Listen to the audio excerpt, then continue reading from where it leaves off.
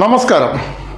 2019 ലോക്സഭാ ഇലക്ഷന് കാസർഗോഡ് മത്സരിക്കാനെത്തിയ രാജ്മോഹൻ ഉണ്ണിത്താനെ കാസർഗോഡുകാർക്ക് പരിചയം ചാനൽ ചർച്ചകളിലൂടെയും സിനിമകളിലൂടെയുമാണ്. CPIMന്റെ കുത്തക മണ്ഡലമായ കാസർഗോഡ് രാജ്മോഹൻ ഉണ്ണിത്താൻ പച്ച തൊടില്ലെന്ന ഇടതുപക്ഷത്തോടൊപ്പം ഒരു വേള കോൺഗ്രസ്സുകാർ പോലും കരുതിയിട്ടുണ്ടാകും. 2019 താനൊരു പോരാളിയാണെന്ന കളത്തിലിറങ്ങി രാജ്മോഹൻ ഉണ്ണിത്താൻ കാണിച്ചു നൽകി. ഈ കളത്തിലിറങ്ങി രാജ്മോഹൻ ഉണ്ണിത്താൻ പോരാടിയതിന് ജനങ്ങൾ നൽകിയ ഉത്തരം 40,000-ഓളം വോട്ടുകളുടെ ഭൂരിപക്ഷമായിരുന്നു. പിന്നീട് അങ്ങോട്ട് കാസർഗോഡ് കാണുന്നത് വെറും കാസർഗോഡുകാരനായ ഉണ്ണിച്ചയായ രാജ്മോഹൻ ഉണ്ണിത്താനെയാണ്. ഒരുപക്ഷെ എതിരാളികൾ ഉണ്ണിച്ച എന്ന് പരിഹസിച്ച് വിളിക്കുമ്പോഴും സ്നേഹത്തോടെ ആ വിളി ഏറ്റെടുത്ത മനുഷ്യനാണ് രാജ്മോഹൻ ഉണ്ണിത്താൻ. ഇന്ന് 2024 വീണ്ടും രണ്ടാമത്തെ അംഗത്തിന് രാജ്മോഹൻ ഉണ്ണിത്താൻ കളത്തിലിറങ്ങിയിരിക്കുകയാണ്.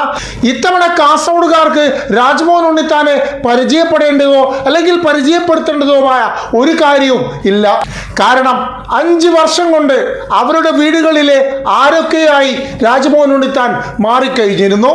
5 വർഷം ജനങ്ങൾക്കിടയിൽ ഇറങ്ങിച്ചെന്ന് മുന്നോട്ട് പോയത് ഇത്തവണ വോട്ടായി മാറുമെന്നാണ് UDF കേന്ദ്രങ്ങൾ കരുതുന്നത്.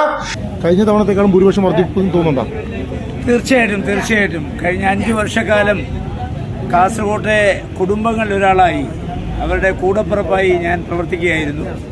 മാത്രമല്ല കേരളത്തിൽ ഏറ്റവും കൂടുതൽ പാർലമെന്റിനകത്ത് ഒരു മണ്ഡലത്തിൻ്റെ ജനങ്ങൾക്ക് വേണ്ടി ശബ്ദമുയർത്തിയ ഒരാളാണ് ഞാൻ. എല്ലാ കാര്യത്തിലും എനിക്കൊരു നിലപാടുണ്ടായിരുന്നു. അതുകൊണ്ട് കഴിഞ്ഞ തവണത്തേക്കാൾ ഇരട്ടി ഭൂരിപക്ഷം ഇത്തവണ എനിക്ക് കിട്ടും. പ്രതികരണം എന്ത്? എല്ലാ സ്ഥലത്തും പോയി പ്രതികരണം ജനങ്ങളുടെ പ്രതികരണം വളരെ നല്ലതാണ്.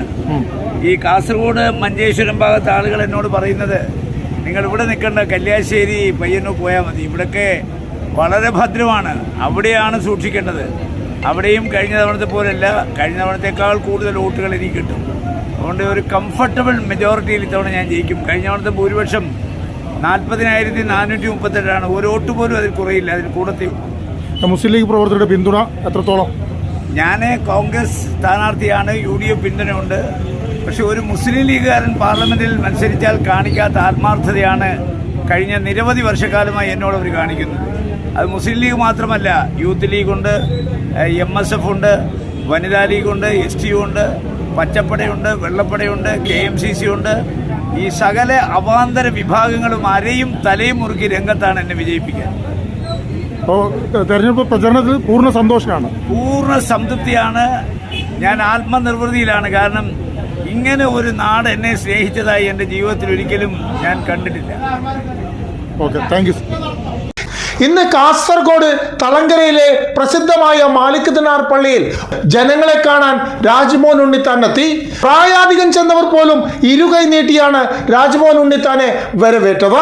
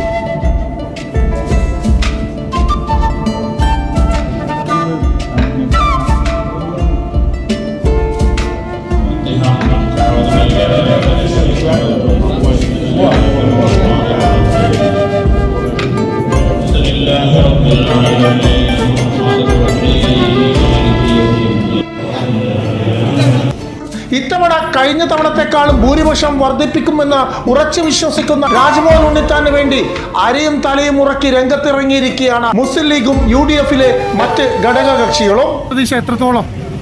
വിജയപ്രതീക്ഷ എത്രത്തോളം? എത്ര ശതമാനം? കഴിഞ്ഞ തവണയെക്കാളും നെട്ടിക്കോ? ഉറപ്പാണോ? വാങ്ങിച്ച അങ്ങനെ കഴിഞ്ഞ പ്രാവശ്യത്തെ നെട്ടിക്കോ? ഉറപ്പാണ്.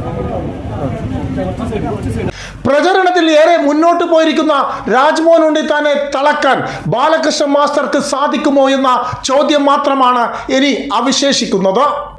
നന്ദി, നമസ്കാരം.